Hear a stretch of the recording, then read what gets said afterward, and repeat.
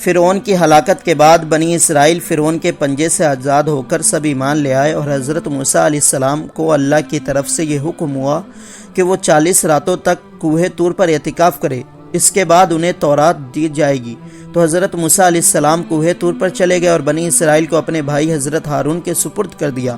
آپ 40 دن تک دن بھر روزہ رکھتے اور ساری رات عبادت میں مشغول رہتے، اور ادھر جادوگر سامری کو بنی اسرائیل کو گمراہ کرنے کا موقع مل گیا۔ بنی اسرائیل میں ایک حرامی شخص تھا جس کا نام سامری تھا، جو خود گمراہ تھا اور لوگوں کو بھی گمراہ کرتا تھا۔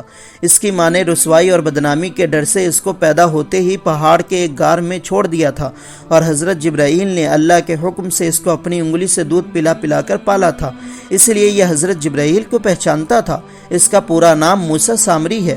جن دنوں حضرت موسیٰ کوہ طور پر تھے، سامری نے آپ کی غیر موجودگی کا فائدہ اٹھایا اور یہ فتنہ برپا کر دیا کہ اس نے بنی اسرائیل کے سونے چاندی کے زیوروں کو پگھلا کر اس سے ایک بچڑا بنایا، اور حضرت جبرائیل کے گھوڑے کے قدموں کی مٹی جو اس کے پاس تھی، اس نے وہ مٹی بچڑے کے منہ میں ڈال دی تو وہ بچڑا بولنے لگا۔ پھر سامری نے بنی اسرائیل سے کہا، اے میری قوم، حضرت موسیٰ کوہ طور پر خدا کے دیدار کے لیے گئے ہیں، حالانکہ تمہارا خدا تو یہ بچڑا ہے، تو تم لوگ اسی کی عبادت کرو۔ سامری کی یہ بات سن کر بنی اسرائیل گمراہ ہو گئے، اور 12,000 لوگوں کے علاوہ ساری قوم نے سونے چاندی کے بچڑے کو بولتا دیکھ کر اس کو خدا مان لیا اور اس کے آگے سجدہ کر کے اس کو پوجنے لگے۔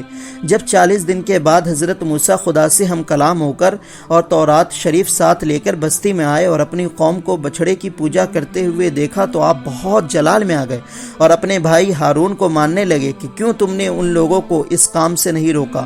تو حضرت ہارون کہنے لگے کہ قوم نے مجھے کمزور سمجھا اور قریب تھا کہ یہ لوگ مجھے مار ڈالتے۔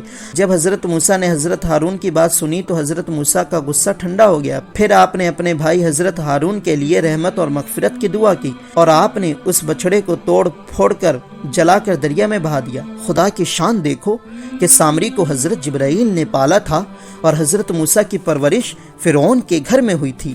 فرعون کے گھر میں پرورش پانے والا خدا کا رسول ہوا، اور حضرت جبرائیل کے پالنے کے باوجود کافر کا کافر ہی رہا اور لوگوں کو گمراہ کر کے بچڑے کی پوجا کروائی۔ یہ ہے خدا کی شان۔